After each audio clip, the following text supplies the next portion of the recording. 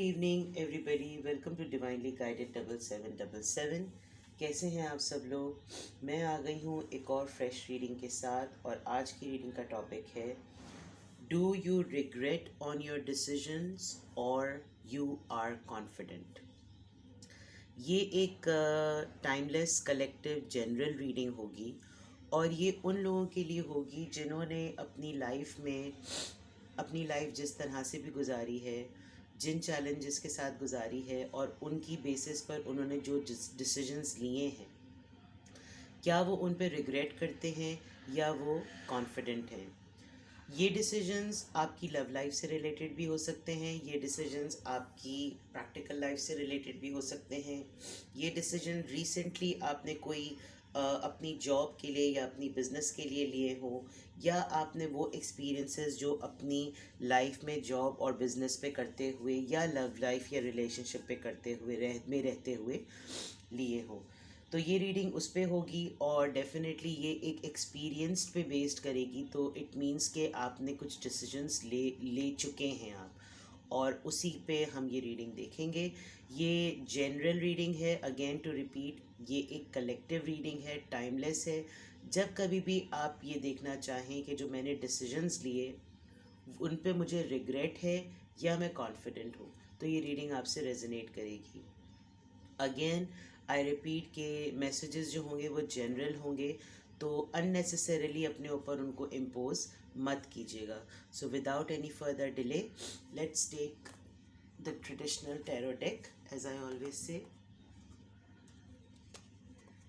आज हम डिफरेंट दूसरे डेक्स भी यूज़ करेंगे, लेकिन हम रीडिंग में देखेंगे कि हमारे पास किस तरीके से रीडिंग जो है वो प्रोग्रेस करती है।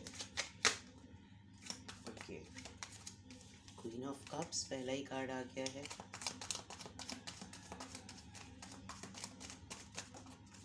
Alright, three of cups, the emperor, Aries, cancer, Scorpio, Pisces अब तक आ रहा है और एरीज है।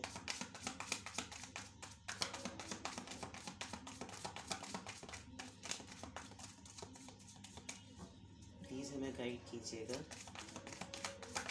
अपना फोकस अपने ऊपर ही रखिए, क्योंकि ये आपकी रीडिंग है, आपकी लाइफ से रिलेटेड है, आपके डिसीजन पे बेस करती है। Three of cup, three of swords.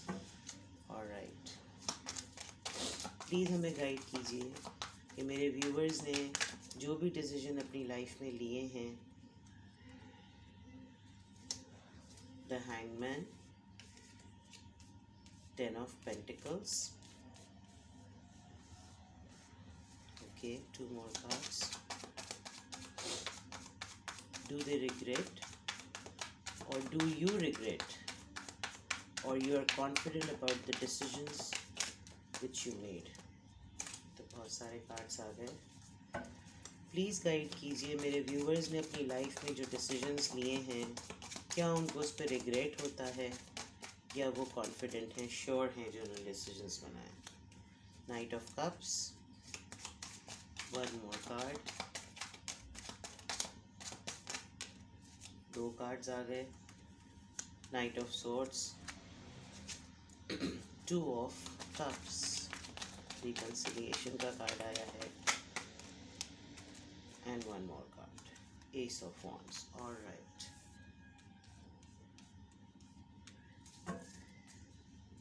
Bottom of the deck, page of swords. इसको हम यहाँ रखते हैं और कार्ड्स को हम यहाँ सेट करते हैं। ऑलराइट, कार्ड्स में फिर से बताती चलूँ। Queen of cups, three of cups, the emperor, three of swords, two of cups, the hangman, ten of pentacles, night of cups, night of swords and S of wands. और bottom of the deck में है S of page of swords. Alright, cups की energy बहुत ज़्यादा है। Aries, लियो, Sagittarius भी है। Cancer, Scorpio, Pisces तो डेफिनेटली बहुत बहुत बहुत ज़्यादा है। जेमिनी, लिब्रा, एक्वेरियस भी है। टॉरस, वर्गो, कैप्रिकॉर्न भी है। ऑलमोस्ट सारे स्टार साइंस हैं यहाँ पर, और कलेक्टिव रीडिंग में तकरीबन सारे साइंस आ जाते हैं, इसमें कोई वो फ़र्क नहीं होता।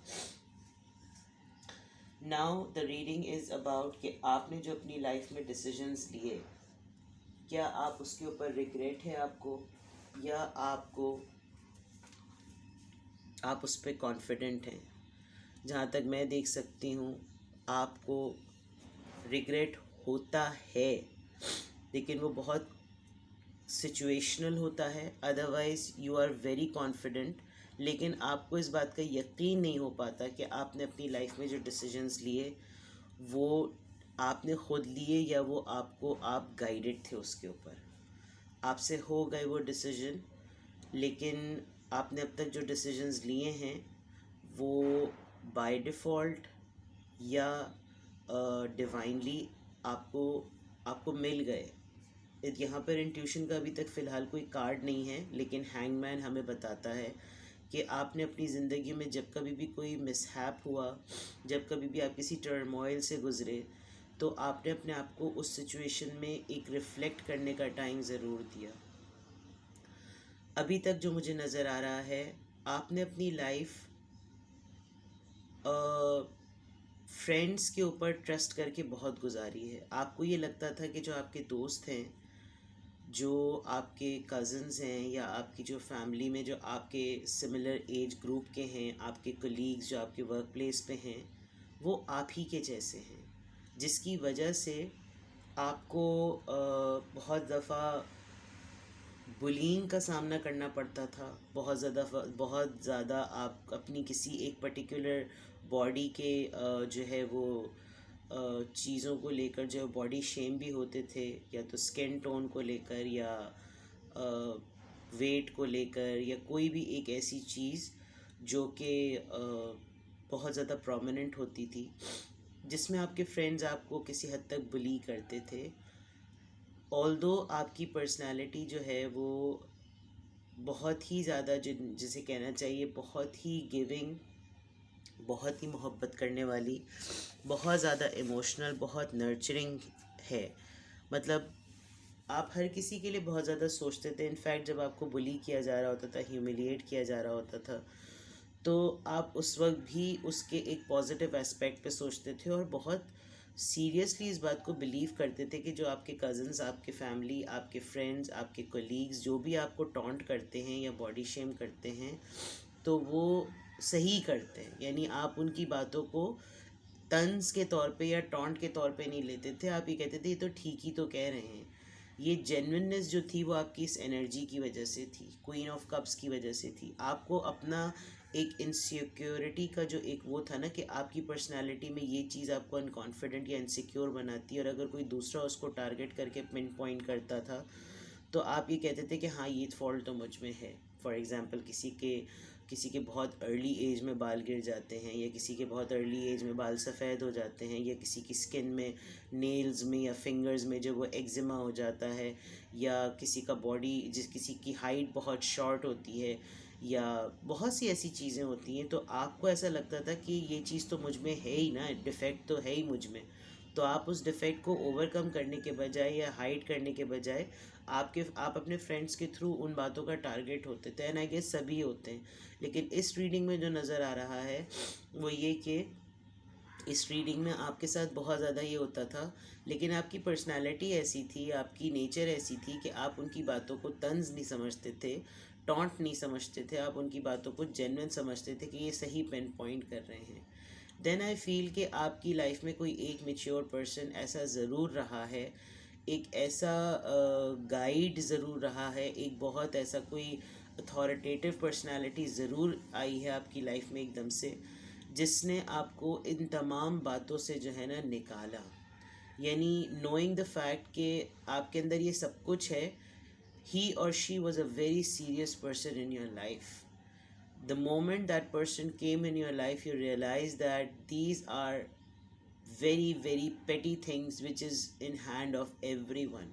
अगर कोई आपको अपनी बाहर की चीज़ों की वजह से टॉन्ट करता है या बुली करता है, इस पर्सन ने कभी भी आपको नहीं किया, लेकिन आप जब तक इससे मिले थे तो शायद आपका हार्ट ब्रेक हो चुका था। आप बहुत ज़्यादा सीरियसली, जिसे कहना चाहिए, आप इन बातों की वजह से आपका दिल बहुत ज़्यादा दुखा हुआ था, और एक माइंडसेट आपका बैठ गया था कि आप इसी तरह के हैं, आप जो हैं डिज़र्व नहीं करते, आप लव डिज़र्व नहीं करते, आप अट्रैक्शन डिज़र्व नहीं करते, आप लोगों को इंस्पायर नहीं कर सकते, आप अफेयर डिज़र्व नहीं करते, आप कोई अच्छा रिलेशनशिप डिज़र्व नहीं करते, बिकॉज़ इसमें जिस चीज़ की नीड होती है वो ब्यूटी होती है। आप जिस एज में थे उस एज में आपको यही लगता था कि चाहे मेल हो या फीमेल हो, किसी ऑपोजिट जेंडर को अट्रैक्ट करने के लिए you need to be beautiful, you need to be good looking, you need to have sufficient accessories. और जबकि ये पर्सन जब आपकी लाइफ में आए या आई तो इनकी मेच्योरिटी जो थी वो इतनी थी कि ये ऐसा कुछ भी नहीं फील करते थे। इन्होंने आपको शायद बहुत हद तक इस बात को वर्ड्स के थ्रू तो नहीं कहलवाया, वर्ड्स के थ्रू तो नहीं बताया, कह के कम्युनिकेट करके वर्बली कभी भी नहीं बताया, लेकिन उनका जेस्चर और उनकी बॉडी लैंग्वेज आपको ये शो करती थी कि इतने सारे मेरे फॉल्ट्स के होते हुए भी ये पर्सन मुझको एक्सेप्ट करता है। लेकिन उस वक्त तक आपने अपने कुछ पुराने एक्सपीरियंसेस की वजह से इतने ज़्यादा आप हर्ट थे, आपका लोगों ने बहुत दिल दुखाया हुआ था, बहुत आप वुंडेड फील करते थे। सडनली इस पर्सन की एनर्जी में रहने की वजह से जब आप इस पर्सन के साथ वक्त गुजारने लगे तो then you realise that you both are actually exchanging this similar kind of a similar kind of bond, a similar kind of feeling, a similar kind of relationship, a similar kind of vibe for each other. And then slowly gradually आपको अंदाज़ा हुआ कि you both are meant to be for each other. लेकिन उसमें immediately जो सबसे बात हुई, आप जगलिंग में रहें और वो पर्सन भी एकदम से, जिसे कहना चाहिए, उसने टाइम लिया कि कोई इतना अच्छा भी हो सकता है और अगर हुआ है तो ये अब क्यों मिला है। जैसे मैंने कहा कि जो भी पर्सन आया था आपकी लाइफ में पास्ट में वो आपसे एज में बड़ा था, that could be a lady as well and a man too, but उसमें हुआ ये कि या तो ये पर्सन शादीशुदा थे या इनके एक्सपीरियंसेस इतने ज़्यादा रिच थे कि इनको ये लगता था कि आपकी लाइफ में अभी बहुत कुछ होना बाकी है और ये एक हद तक अपनी लाइफ को गुजार चुके हैं। इतना ज़्यादा एज डिफरेंस नहीं था, it could be of more than 10 years, 13 years या 15 ईयर्स का डिफरेंस था आप में और उनमें, जिसकी वजह से आपको ये फील होता था कि एज, मतलब आपको उनके लिए लगता है था कि age is just a number. आपको उनकी पर्सनालिटी इतनी अच्छी लगती थी, आपको उनका उनका उनका साथ इतना अच्छा लगता था कि आपको लगता था कि मुझे किसी भी किस्म की कोई पाबंदी, कोई कंडीशन, कोई रिस्ट्रिक्शन इस रिश्ते में चाहिए ही नहीं है। You are very comfortable with this man चाहे और दिस वुमेन, चाहे ये रिलेशनशिप कैसा ही क्यों ना हो, आप बहुत अपनी स्किन में रहते हुए इनके साथ बहुत पीस में रहते थे। And you started slowly gradually, आपने जो था वो अपने उन तमाम वूंड्स को हील करना शुरू कर दिया था। आपको फिर इस बात पे यकीन आना शुरू हो गया था कि मैं जैसी भी हूँ या मैं जैसा भी हूँ, इस पर्सन को मैं कबूल हूँ, तो I don't give any sort of जिसे कहना चाहिए, आपको किसी बात की फिर फिक्र नहीं होती थी कि लोग आपके मुतालिक क्या आपका मजाक उड़ाते हैं, आपको बॉडी शेम करते हैं, आपको बुली करते हैं, आपको लेट डाउन फील कराते हैं। आप इनके साथ बहुत बहुत बहुत ज़्यादा जो है वो बहुत हील्ड फील करते थे। अगर आपकी लाइफ में आपको रिग्रेट होता है या आप कॉन्फिडेंट थे डिसीजन मेकिंग में, जो कुछ भी आपकी लाइफ में हुआ, इस पूरे प्रोसेस में जो मैं एक और बहुत अच्छी बात देख रही हूँ, आप लोग समहाउ इतना अच्छा रिलेशनशिप आप लोग का प्रोग्रेस करने लगा था कि you use to feel like that you both are meant to be for each other. आप लोगों को बहुत ही ज़्यादा, जिसे कहना चाहिए, एक बहुत स्ट्रॉन्ग आप लोगों की फाइनेंशियल पोजीशन आपकी इस पर्सन की लाइफ में आने के बाद इसकी हो गई थी। इन्होंने आपके आने के बाद बहुत सक्सेस देखी है, बहुत ज़्यादा। इनके बिज़नेस में बहुत इनको फ़ायदा हुआ है, इनको फेम बहुत मिला है, कुछ टाइम के लिए आप लोगों ने आपने नहीं, मुझे लग रहा है इस पर्सन ने कुछ टाइम के लिए अपने आप को होल्ड किया था, और होल्ड इस तरह से किया था कि ही और शी यूज टू थिंक कि अब मैं क्या करूं। राइट पर्सन का रॉन्ग टाइमिंग पर मिलना इनको हैंगमैन बना गया था। ही और she used to see you as your divine counterpart. He और she used to see you that you have everything which he or she was looking for.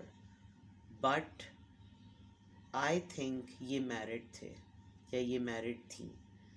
अगर married या मैरिड नहीं थी तो किसी से इंगेज थे, इंगेज नहीं थे तो इनका किसी और से पहले अफेयर रह चुका था, जिसका एक्सपीरियंस इनकी लाइफ में बहुत बुरा था।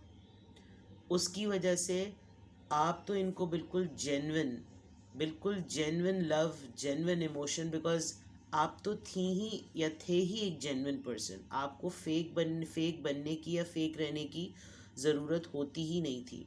प्रॉब्लम इनके साइड पर थी, बिकॉज जैसे मैंने शुरू में कहा कि आपका जो सर्कल था वो आपको बहुत आपकी इस इमोशनल और इतनी वार्म्थ पर्सनालिटी की वजह से आपको लेट डाउन और बुलीड फील कराता था। ये पर्सन आपको बुलीड या लेट डाउन तो फील नहीं कराते थे, बट इनके लिए भी ये एक्सेप्ट करना बड़ा मुश्किल था कि कोई इतना ऑनेस्ट, जेन्युइन और इतना लविंग भी हो सकता है। और इतनी प्रॉब्लम्स, मेरे ख्याल में इस पर्सन ने आपके कुछ ट्रॉमास को विटनेस भी किया है, आपके हार्ट ब्रेक को विटनेस भी किया है। आपकी नेचर को देखते हुए इनको ये हैरानगी भी होती थी कि कोई ऐसे इंसान को भी छोड़ सकता है, जिसकी वजह से इनको ये डिफ़िकल्टी होती थी कि ये आपके ऊपर ये बात रिवील कैसे करें कि ये किसी के साथ या तो रिलेशनशिप में हैं, या ये किसी के साथ कमिटेड हैं, या ये मैरिड हैं। आपके आने के बाद इनको ये अंदाज़ा नहीं हुआ कि ये अबंडेंट हो रहे हैं, ये सक्सेसफुल हो रहे हैं। इन्होंने हमेशा आपको बहुत बहुत ही छोटी ऑफ़र पे रखा है और बहुत स्टेगनेंट रहे हैं। एज आई सेड कि ये मेंटली तौर पे ये बड़े मेच्योर पर्सन हैं, जो भी हैं, खातून या साहब। इन्होंने आपको ऐसे क्लोजर्स दिए ही नहीं कि आप जो हैं वो किसी गलत चीज़ को सोचें, यानी आप इनसे कोई हाई होप्स लगाएं। एंड इवन ये बात भी इनके लिए बड़ी परेशान कुन होती थी कि आप इनके लिए डिमांडिंग ही नहीं हैं, आप इनके लिए पजेसिव नहीं है, इनको परेशान नहीं करते, इनको कमिटमेंट का नहीं कहते, बिकॉज आपका ऑलरेडी एक हार्ट ब्रेक हो चुका था। तो मुझे लगता है कि आपका एक सेट बिलीफ हो गया था कि जब कोई किसी को इतने जेन्युइन रिलेशनशिप में जेन्युइन इमोशंस के होते हुए कोई कुछ नहीं देता, तो ये पर्सन तो वैसे ही मेरी लाइफ में बाद में आया है। इसीलिए इन्होंने, because of age difference and experience, इन्होंने आपको बहुत बहुत बैलेंस करके ये लेकर चले, लेकिन आप उस बैलेंस वे में भी बहुत खुश रहते थे, बिकॉज जो सराउंडिंग से आपको चीज़ें मिलती थी वो इनके थ्रू नहीं मिलती थी। क्लैरिटी इनकी बहुत होती थी। ये जब भी आते थे, ही और शी वॉज वेरी क्लियर कि जब कभी भी आपकी तरफ आना है, आपको मोहब्बत ही देनी है, आपको कट थ्रॉट क्लियरली बताना है कि लाइफ में क्या हो रहा है, क्या नहीं हो रहा है। ये जब कभी भी आपकी लाइफ में आए हैं, ये आप ही के लिए आए हैं। नो मैटर वॉट, ट्रैवल करके आते थे या बहुत ही छोटा सा कोई गिफ्ट अपने साथ लेकर आते थे, और आपके लिए यही बहुत था। आपने कोई हाई होप्स इनसे नहीं लगाई हुई थी, बिकॉज आपके आने के बाद इस पर्सन की लाइफ में बहुत सी चीज़ें चेंज हुई, जिसकी वजह से इनकी इंगेजमेंट जो थी वो उस तरफ ज़्यादा डाइवर्ट हो गई। लेकिन जो अच्छी बात यह है कि ये थोड़े अरसे के लिए आते थे, बहुत लिमिटेड टाइम आप लोग स्पेंड करते थे, और इस लिमिटेड टाइम स्पेंड करने में क्लैरिटी बहुत होती थी। You people were aware about it कि हमें क्वालिटी टाइम स्पेंड करना है, क्वांटिटी डजेंट मैटर। और आप दोनों ने शायद अपनी लाइफ में ये एक्सपीरियंस कर लिया था कि आप लोग जिसके साथ भी रहे हैं, रहते थे तो क्वांटिटी तो थी लेकिन उसमें क्वालिटी नहीं थी। और इस रिलेशनशिप में जब आप लोग आए तो यहाँ पर क्वालिटी थी, क्वांटिटी नहीं थी। मैं स्लो एनर्जी की जो यहाँ पर बात कर रही हूँ, ये बहुत ठहर कर, रुक कर आपके पास आते थे, लेकिन जब भी आते थे ये एक कप भी, छोटा सा कप भी जो होता था, छोटा सा इमोशन, छोटा सा जेस्चर भी होता था, वो आपके लिए 10 ऑफ कप्स के बराबर होता था, वर्ल्ड होता था ये आपके लिए। जब भी आपके पास आते थे, ही और she use to be very clear, इतने दिनों के लिए हूँ, इतने कम दिनों के लिए हूँ, हम 1 घंटा स्पेंड करेंगे, 2 घंटे स्पेंड करेंगे, but you use to enjoy like anything. बहुत पैशन होता था और उस पैशन को आप अपने लिए गाइडेड पैशन समझते थे। आपको बहुत खुशी मिलती थी, बहुत हार्ट ब्रेक के बाद आपको इनकी जो भी ऑफ़र होती थी, चाहे वो सेक्सुअली हो, चाहे वो वार्मथ के थ्रू हो, चाहे वो इमोशन के थ्रू हो, आपको इनकी वो छोटी सी ऑफ़र भी बहुत ही ज़्यादा अच्छी लगती थी और आप बहुत फन, बहुत ही जिसे कहना चाहिए ना फन फील्ड और बहुत ही वार्मथ फील करते थे। अब इनकी बेसिस पर आपने जो डिसीजंस लिए, कुछ डिसीजंस आपको अभी तक इनके साथ रहते हुए, यानी ऐसे रिलेशनशिप में रहने का जो आपका डिसीजन था उसमें आप कॉन्फिडेंट थे। ये दिस इज़ फॉर श्योर। जो रीडिंग है कि आपको रिग्रेट होता है या आप कॉन्फिडेंट थे। आपने जब ये पर्सन आपकी लाइफ में आए हैं एक हार्ट ब्रेक के बाद, एक न्यू पर्सन जो आपकी लाइफ में आया था, आपने उसकी तरफ जाने का जो डिसीजन बनाया उसमें आप कॉन्फिडेंट थे। और ये आप लोगों ने, मुझे ऐसा भी लग रहा है कि आप लोगों ने इसको बहुत सीक्रेटिव रखा है। ये आप दोनों म्यूचुअली इस रिलेशनशिप को सीक्रेटिव रखते थे और बहुत खुश रहते थे उस सीक्रेट रिलेशनशिप में रहते हुए। जैसे मैंने कहा, you've been a very very nurturing and a very loving person, and he was or she was a very serious, authoritative and a full of decision making, mentally stable person, firm foundation वाले person। आपका combination बड़ा ज़बरदस्त होता था। आप दोनों की ये ट्रेड्स एक दूसरे को बड़ा कॉम्प्लीमेंट करते थे। दैट इज़ वाई यहाँ पर 2 ऑफ कप्स यानी ट्विन फ्लेम और सोलमेट का कार्ड आया है। यहाँ पर नंबर 3 जो है वो 2 दफ़ा आया है, जो कि ये बात भी बताता है कि आप इंटेंशनली और अनइंटेंशनली आप हमेशा अच्छे लोगों के साथ में रहे हैं। आप हमेशा गार्डेड रहते थे। नो मैटर लोग कितने ही टॉक्सिक क्यों नहीं होते थे, लेकिन वो आपके साथ जेन्युइन रहते थे।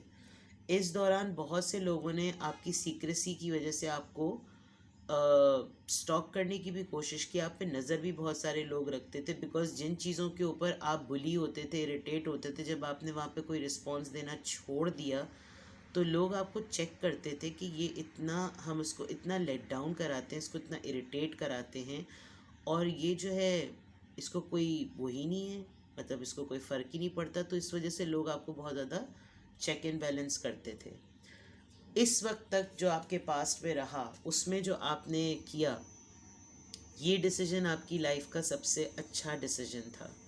जो आपने इस पर्सन के साथ अपनी बॉन्डिंग को प्रोग्रेस किया, अपने रिलेशनशिप को आगे बढ़ाया, and I think you had the best time in your life when you both were together.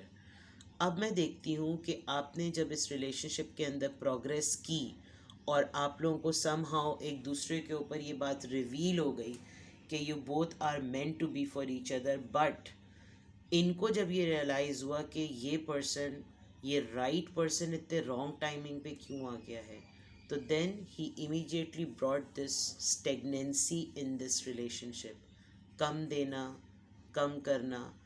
But the surprising thing was कि आपके इनके इतने से देने पे भी आप इतना ज़्यादा कंटेंट फील करते थे, आपको इतना ग्रैटिट्यूड फील होता था कि इवन ये अगर आप कुछ ना भी देते तो भी आप बहुत ज़्यादा शुक्र करते, बिकॉज इनका साथ ही होना आपके लिए शायद बहुत ज़्यादा ब्लेसिंग थी।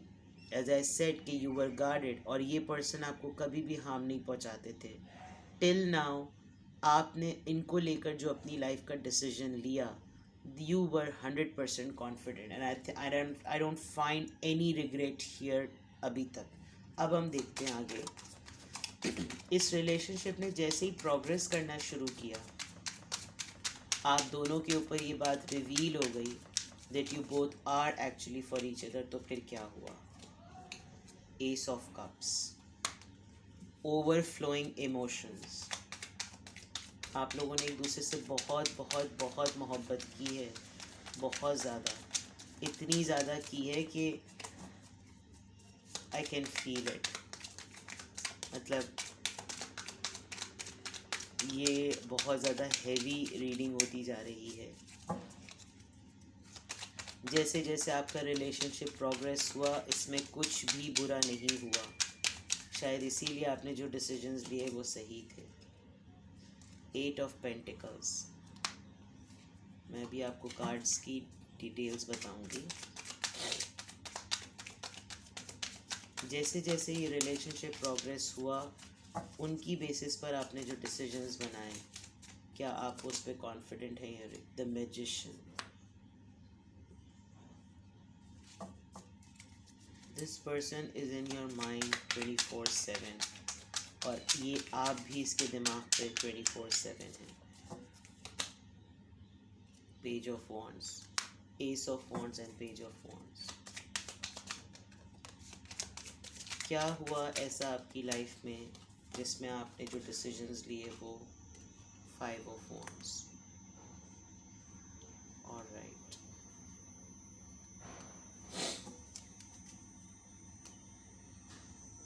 Bottom of the deck 5 of pentacles.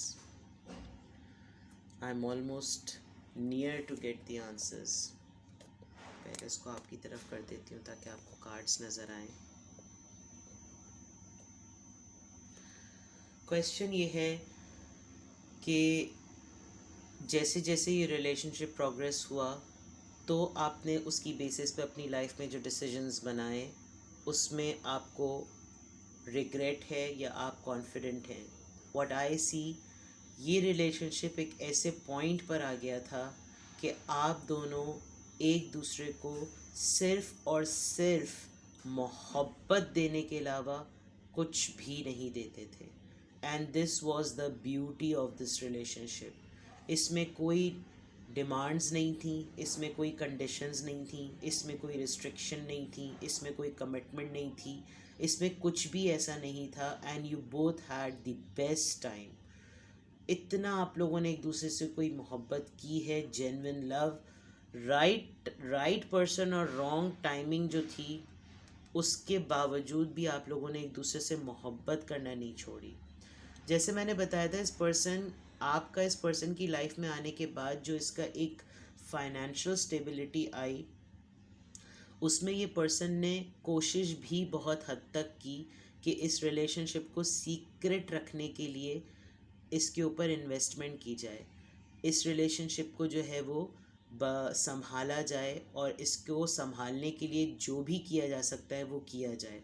काम भी बहुत किया, अपनी अबंडेंस को स्टेबलाइज भी बहुत किया, लेकिन इस पर्सन को उस वक्त तक इस बात का अंदाज़ा नहीं हुआ कि ये सब कुछ आपकी वजह से हो रहा है। आप इस पर्सन की लाइफ में एक ऐसा हीलिंग एलिमेंट बनकर आए हैं जिसकी वजह से ये अपनी लाइफ में बहुत बेटर चीज़ें कर रहे हैं।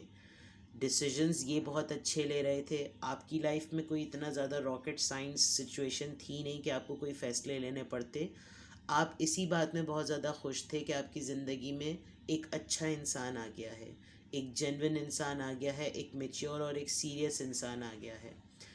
उसकी वजह से इस पर्सन ने इस रिलेशनशिप में यूँ इन्वेस्टमेंट की कि मोहब्बत देने के मामले में, आपको प्रोटेक्शन देने के मामले में, आपका ख्याल रखने के मामले में इस पर्सन ने हर हद तक मेहनत की है, जिसकी वजह से अगर इसको काम एक्स्ट्रा करना पड़ता था तो ये काम भी एक्स्ट्रा करते थे। इनको अपनी बिज़नेस पे इन्वेस्टमेंट करना पड़ता था, बिज़नेस पे इन्वेस्ट भी करते थे।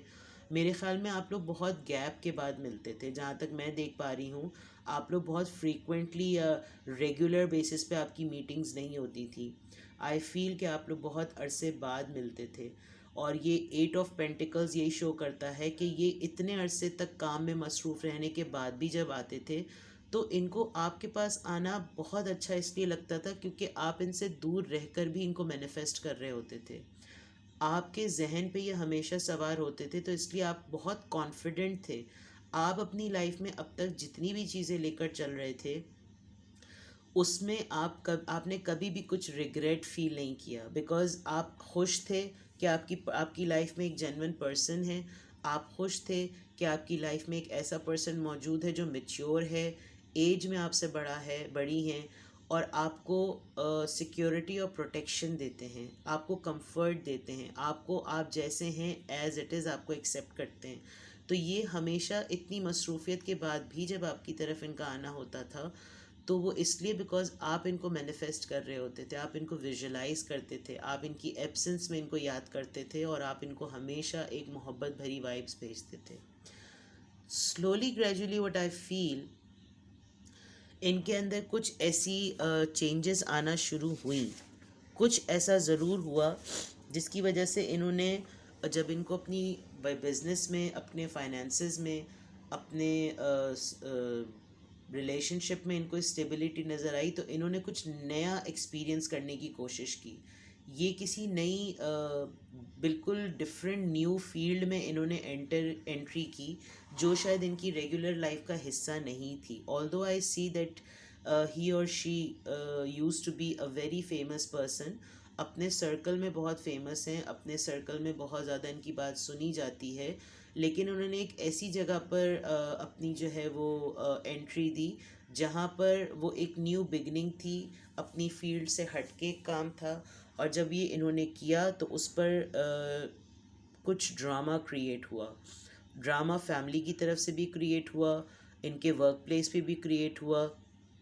थोड़ा सा ये हुआ कि लोगों ने इनसे फ़ाइट करना भी शुरू की, और उन तमाम चीज़ों को स्टेबल करने में इन्होंने जो फ़ैसला लिया वो ये लिया कि ये आपको छोड़ के चले गए।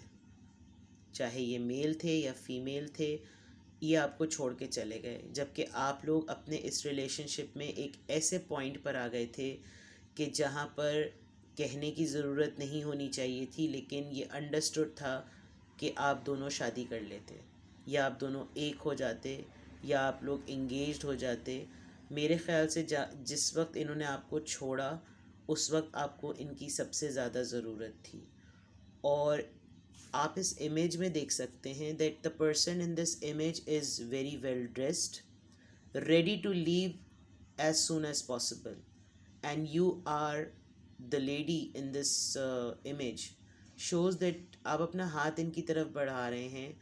आई फील कि आपके ऊपर कोई रिस्पॉन्सिबिलिटी थी उस वक्त बहुत ज़्यादा, जिस रिस्पॉन्सिबिलिटी के साथ एक्सेप्ट करना बहुत ज़रूरी था, और शायद ये उस वक्त इस पोजीशन में नहीं थे। इनको बिल्कुल भी नहीं पता था कि ऐसा हो जाएगा, कि इनको ये भी रियलाइज़ नहीं हुआ कि ये अगर आपको छोड़ देंगे तो क्या हो जाएगा।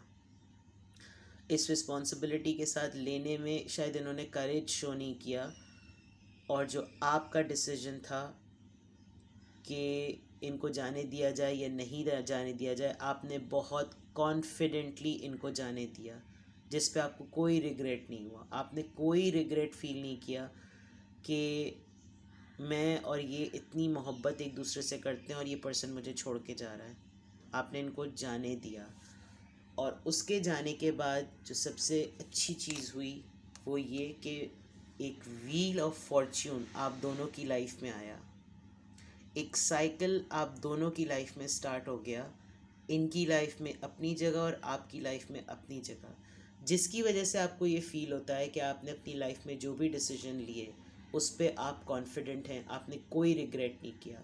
आप दोनों एक बेस्ट टाइम के लिए मिले थे, आप दोनों एक बेस्ट टाइम स्पेंड करने के लिए एक दूसरे के साथ आए थे, आप लोगों ने लाइफ को एंजॉय किया। But yes, this person had left you when you needed him or her the most।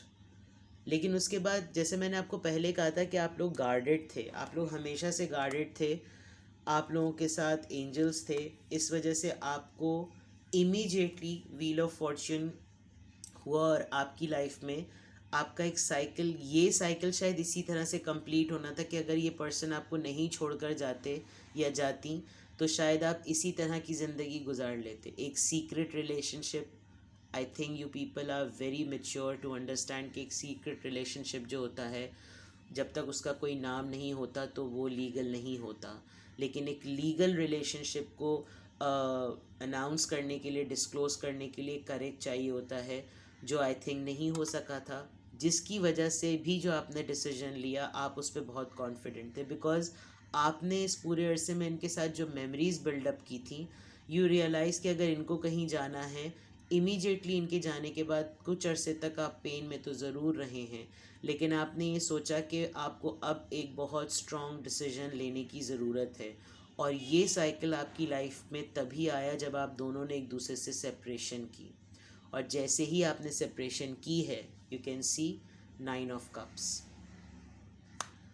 या तो आपने किसी बहुत ऐसे लीगल रिलेशनशिप की तरफ आप लोग गए कि आपने फ़ौरन ये सोचा कि अब ये कितने अरसे तक चलेगा, ये पर्सन मुझे छोड़ के चला गया, पास्ट में मेरे साथ बहुत ज़्यादा ऐसी चीज़ें हुई जिस पे मुझे रिग्रेट नहीं है, लेकिन मेरा हार्ट ब्रोकन था, मैं हार्ट ब्रोकन थी या था।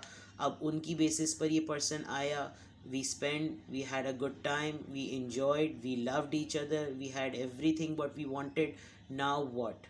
Now the situation is this person has to go back, he or she needs to go back. अब इसको वापस जब जाना है तो मैं इसको क्या कह के रोकूं?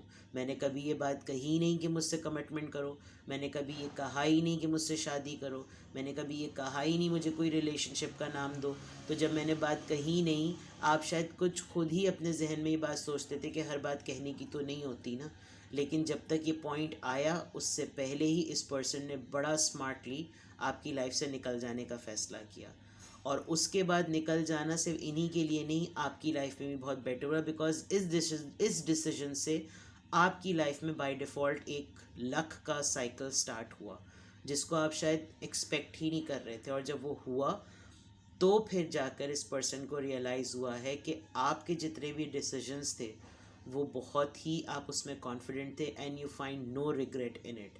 बिकॉज आपको शायद अब इस एज में जाकर, इस उम्र में जाकर, इस फेज़ में आकर आपको रियलाइज़ होता है कि आपने शायद किसी के एडवाइस पर तो डिसीजंस नहीं लिए, लेकिन आपकी जेन्युइन पर्सनालिटी, एक ऑनेस्ट पर्सन और एक ऑनेस्ट हार्ट होने की वजह से आप एंजल्स की थ्रू गाइडेड थे। और उस गाइडेड होने की वजह से आपके साथ कभी भी कुछ बुरा हुआ नहीं। फ़ैसले आपने लिए, लेकिन आपको ख़ुद नहीं पता होता था कि इन फ़ैसलों का आउटकम क्या होगा, बट आप अपनी गट फीलिंग पर जाते थे, आप अपनी इस मैजिशियन वाली फीलिंग पर जाते थे। बिकॉज मैजिशियन जो होता है वो जो सोचता है ना वो करता है, उसके पास ये पावर होती है कि वो कुछ भी कर सकता है। आप इस एनर्जी में, इनकी मोहब्बत में रहते हुए ना एक मैजिशियन बन गए थे। आप जो सोचते थे वो होता था, जो करते थे उसका रिजल्ट आता था, जो मांगते थे वो मिलता था, जिसको भी आप अट्रैक्ट करना चाहते थे। और आप देखिए, अगर आप गौर से देखें तो जो कप का कार्ड है ना, कप जो है वो इसके गले में लटका हुआ है। यानी ये एक ऐसा ट्रेट है जो आपकी लाइफ में आज तक नहीं बदला। लेकिन एक चीज़ हुई है कि आपने सिर्फ एक ही पर्सन को अपना जेन्युइन लव दिया है, उसके बाद आपने इस कप की लिड को बंद कर दिया। अब आपकी लाइफ में लोग आते रहते होंगे, जाते रहते होंगे, लेकिन आपकी लाइफ में एक ही पर्सन है, एक ही वो वाहिद पर्सन है जिससे आपने जेन्युइन मोहब्बत की, and now you don't want anybody. So for sure ये रीडिंग बहुत लंबी हो गई, बट जो टॉपिक है हमारा कि do you regret on your decision और are you confident, 100%। You don't have any regret. अगर इस पूरी जर्नी में किसी को रिग्रेट है तो शायद उन लोगों को है जिन्होंने आपको बुली किया, टारगेट किया, लेट डाउन किया। बिकॉज इस वक्त मैं देख सकती हूँ कि आप अपनी लाइफ में बहुत ही अच्छा कर रहे हैं, बहुत ही ज़बरदस्त कर रहे हैं। आप जिस भी फॉर्म में हैं इस वक्त, प्रोफेशनल हैं, हाउसवाइफ, हस्बैंड हैं, बिजनेस में हैं, सोशल वर्क में हैं, किसी भी तरह से हैं, you are doing amazing job. और ये पर्सन जहाँ भी हैं, जैसे भी हैं, आपकी लाइफ में हैं या नहीं हैं, इनको रिग्रेट है, इनको बहुत ज़्यादा रिग्रेट है कि इन्होंने जानते हुए भी, आप तो इनोसेंट थे, आप तो एज में इमेच्योर थे, लेकिन लव और जेन्युइन इमोशंस देने में आपने कभी कोई झिझक, कोई हेजिटेशन नहीं दिखाई। लेकिन ये मैच्योर थे, इनको सब कुछ पता था, इनको पता था कि इनकी लाइफ में एक राइट पार्टनर आया है, लेकिन इन्होंने जो नहीं किया इसकी वजह से इनको रिग्रेट होता है। आपको कोई रिग्रेट नहीं होता।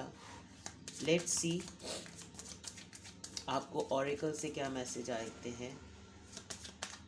For sure that you people are 100% confident on your decisions which you have made so far. There are no regrets, no regrets. Because जिसका दिल साफ होता है उसको कोई रिग्रेट नहीं होता, जिसका दिल साफ होता है उसको कोई रिग्रेट नहीं होता, कोई पछतावा नहीं होता, उसने खुलूस से दिल से सब कुछ किया होता है। प्रेयर्स, एज आई सेड कि आप हमेशा से एंजल्स के थ्रू गाइडेड रहे हैं। ये पर्सन आपके लिए बहुत दुआएं करते हैं, एंड आई गेस आपके लिए बहुत सारे लोग भी दुआएं करते हैं। आप भी लोगों के लिए और इनके लिए दुआ किया कीजिए। परफेक्शन, मैंने जैसे कहा था, आप इस वक्त अपनी लाइफ में जिस भी फेज़ में हैं, you are doing an amazing job.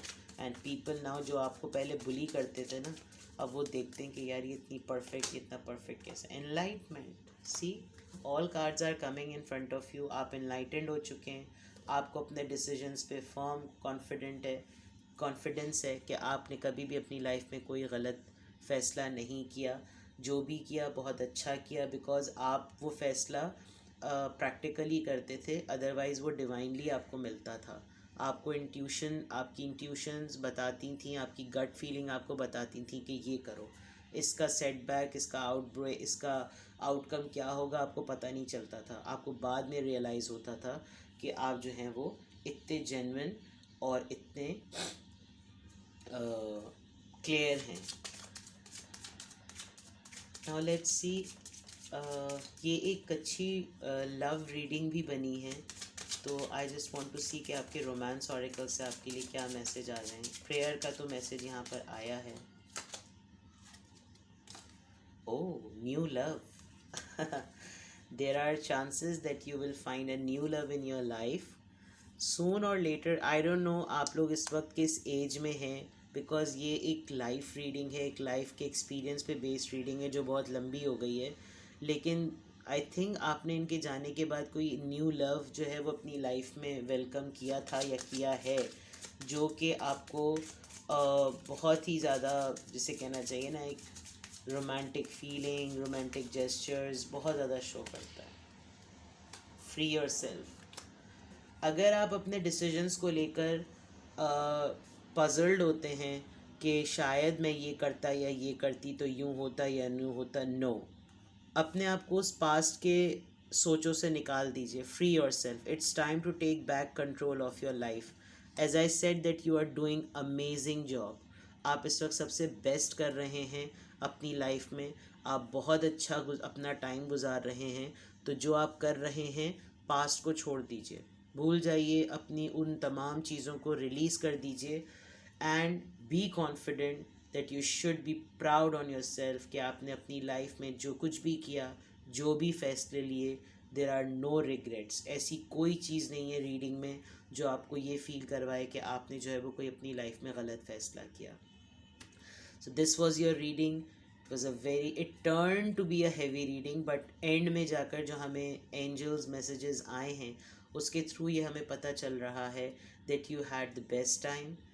I think एक ज़िंदगी, एक मोहब्बत, जैसे डायलॉग्स में और फिल्मों में होता है, बट वो एक रिलेशनशिप भी ऐसा होता है कि उसके बाद किसी और का उस एक पर्सन के आने के बाद आप शायद टेम्परेरीली तो किसी को आने दें, लेकिन परमानेंटली आपकी लाइफ में वो एक ही पर्सन होता है जिसके अतराफ़ में ना वो तमाम लोग घूमते रहते हैं। बिकॉज़ आप एक क्राइटेरिया सेट कर चुके होते हैं एक पर्सन को बनाते हुए, ये एक्सपीरियंस करते हुए। आई थिंक आपका क्राइटेरिया, आपका स्टैंडर्ड जो है ना, वो पर्सन नहीं है। एक्चुअली आपका स्टैंडर्ड ख़ुद का बहुत ज़्यादा हाई है, और वो हाई स्टैंडर्ड इस वजह से है बिकॉज़ जिस इंसान ने अपनी लाइफ में सबसे ज़्यादा चैलेंजेस देखे होते हैं, वो ऑटोमेटिकली बाय डिफ़ॉल्ट अपनी लाइफ में स्टैंडर्ड्स बहुत हाई कर लेता है, और फिर वो हाई स्टैंडर्ड्स को ही मैनिफेस्ट करता है। इसीलिए ये पर्सन आपकी लाइफ में आए। शायद ये पर्सन इतने हाईली स्टैंडर्ड नहीं थे, लेकिन उन्होंने आपकी जेनरोसिटी, आपकी लविंग नेचर, आपकी ऑनेस्टी को देखकर अपना बेस्ट आपको दिखाया। लेकिन कोई भी चीज़ फेक होती है तो वो कुछ वक्त तक ही फेक रहती है। वो ज़्यादा अरसे तक जो है वो उस फेक के लबादे में रहकर जो है ना जेन्युइन नहीं हो सकती। तो एक टाइम आया कि जब वो अपना ट्रू कलर्स उन्होंने दिखाना शुरू किए, उन्होंने किसी चीज़ को, ऑप्शन को, किसी दूसरी चीज़ को सेलेक्ट किया जो शायद उनके लिए उस वक्त बेटर थी। लेकिन आपने अपनी लाइफ में जो डिसीजंस लिए, clap for you, I am very happy for you. Release कर दीजिए अपने आप को, इन्जॉय कीजिए अपनी लाइफ को। जो भी नए लोग आपकी तरफ आएँ, अगर आपको लगता है कि आपको न्यू लव चाहिए तो चाहिए, otherwise I don't think so that you need more new relationship. ये थी जनाब आपकी रीडिंग। अगर आपको पसंद आई हो, और आई होप कि आपने पूरी देखी हो, बिकॉज़ ये बड़ी मज़ेदार रीडिंग है। मुझे ख़ुद इसको रीडिंग को करते हुए बड़ा मज़ा आया। पसंद आई हो तो लाइक कीजिएगा, चैनल पे नए हैं तो सब्सक्राइब कीजिएगा, नोटिफिकेशन का बेल आइकॉन प्रेस कर दीजिएगा ताकि जब कभी भी रीडिंग आए तो आपको उसका नोटिफिकेशन मिल जाए बेल आइकॉन के थ्रू। किसी और से रेजोनेटेड फील हो रही हो तो उससे भी वीडियो शेयर कीजिएगा, और मेरे चैनल को अबंडेंट करने के लिए, मैक्सिमम सब्सक्राइबर्स के लिए भी रिक्वेस्ट कीजिएगा। I will be coming back with the new fresh reading. Till then take care, bye bye.